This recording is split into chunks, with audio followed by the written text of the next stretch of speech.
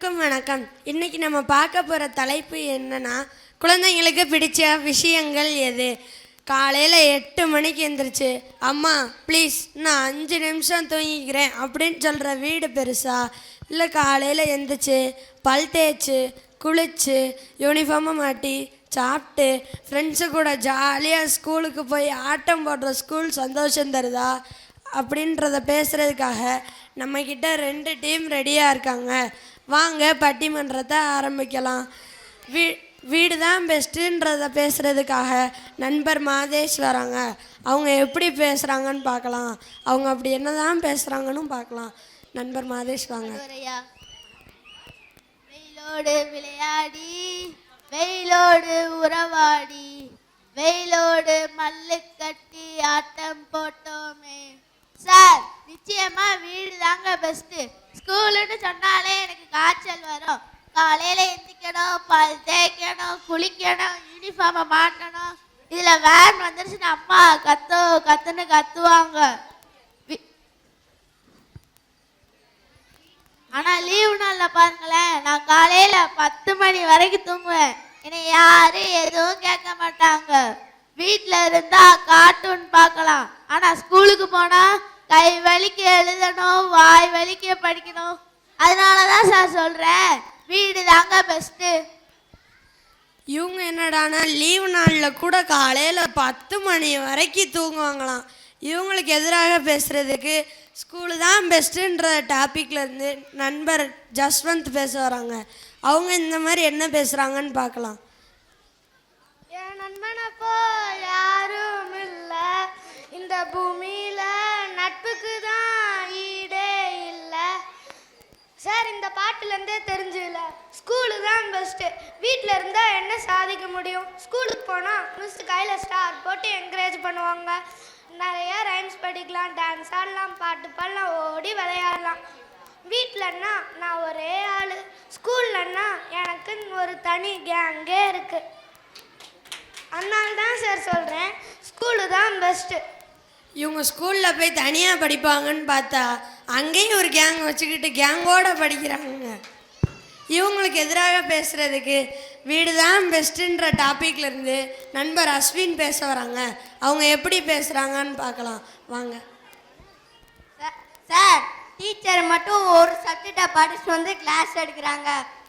Science டீச்சருக்கு maths தெரியாது, maths டீச்சருக்கு ஹிஸ்ட்ரி தெரியாது, மேத்ஸ் டீச்சருக்கு ஹிஸ்ட்ரி தெரியாது.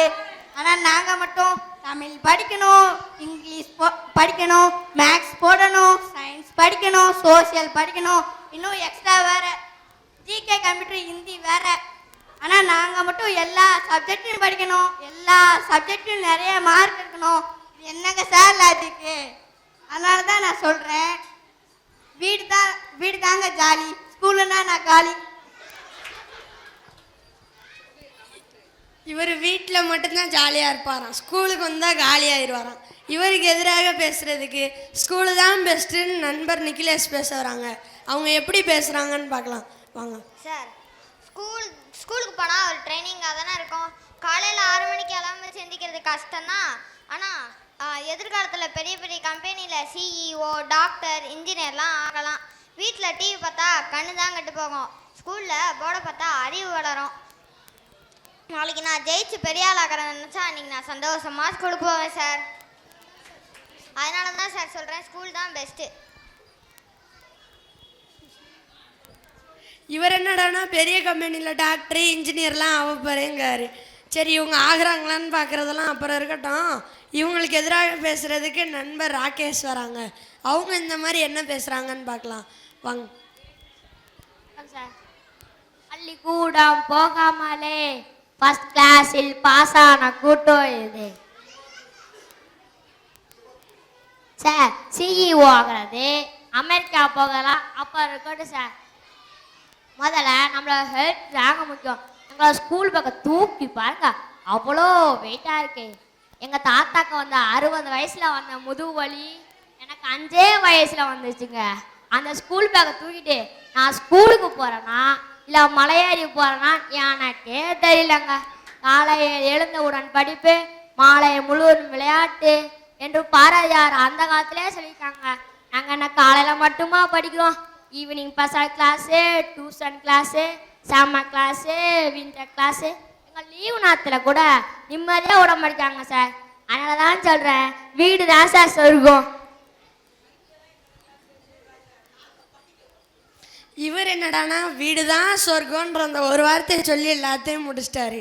இவருக்கு எதிராக பேசுறதுக்கு ஸ்கூலு தான் பெஸ்ட்டுன்ற டாப்பிக்லேருந்து நண்பர் நிக்கில் வசந்த் பேச வராங்க.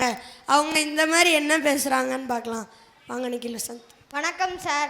சார், ஸ்கூலுக்கு வந்தாதான் வாழ்க்கையில் ஜெயிக்க முடியும். வீட்டில் இருந்தால் சோம்பேறியாக தான் ஆக முடியும்.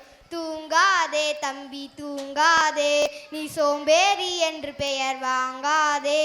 ஸ்கூலில் மிஸ்ஸு கொடுக்குற பனிஷ்மெண்ட்லாம் கஷ்டம்னு சொல்கிறாங்களே, அதுதான் நம்மளை ஸ்ட்ராங் ஆக்கும். மிஸ்ஸு முட்டி போட சொன்னால் கால் ஸ்ட்ராங் ஆகும். கையை தூக்கி நிற்க சொன்னால் தோள்பட்டை ஸ்ட்ராங் ஆகும். உக்கி போட சொன்னால் அறிவு வளரும். இதெல்லாம் இலவச ஜிம்முங்க.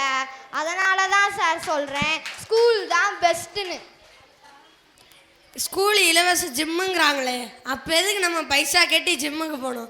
இலவசமாக ஸ்கூலுக்கே வந்துடலாமே. இவங்களுக்கு எதிராக பேசுகிறதுக்கு வீடு தான் பெஸ்ட்டு அப்படின்ற டாப்பிக்லேருந்து நண்பர் ஸ்டீவர்சன் வராங்க. அவங்க எப்படி பேசுகிறாங்கன்னு பார்க்கலாம். வா. எங்களுக்கு நிம்மதி வேணும், சுதந்திரம் வேணும். அது எங்கள் வீட்டில் தானுங்க கிடைக்கும். எங்கள் மிஸ் ஒரு நாள் லீவ் போட்டால் கூட எங்களுக்கு அவ்வளோ சந்தோஷமாக இருக்கும். எங்களை ஃப்ரீயாக விட்டாலே நல்லா படிப்போம். ஃப்ரீயாக விடுங்க சார். அதனால தான் சொல்கிறேன், வீடு தாங்க பெஸ்ட்டு. இவரை ஃப்ரீயாக விட்டாலே படிப்பாராம். இவர் ஒரு தாட்டி ஃப்ரீயாக விட்டு படிக்க விட்டு தான் பார்ப்போமே. இவர் இப்படி சொன்னதுக்கு ஆப்போசிட்டாக பேசுகிறதுக்கு நண்பர் ஈஸ்வா வராங்க. அவங்க எப்படி பேசுகிறாங்கன்னு பார்க்கலாம். வாங்க ஈஸ்வா. வணக்கம் சார். தமிழ் பீரியடும் இங்கிலீஷ் பீரியடும் கூட சமாளிச்சிடலாம். ஆனால் மேக்ஸ் பீரியடு ஒரு நெருப்பு மாதிரி. மேக்ஸ் டீச்சர் சமாளிச்சிட்டாலே வாழ்க்கையில் எப்படிப்பட்ட பிரச்சனைனாலும் சமாளிச்சிடலாம்.